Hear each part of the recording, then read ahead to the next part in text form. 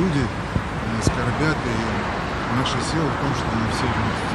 Важно, чтобы люди, которые это видели, делали, видели, что невозможно людей напугать, что мы все едины.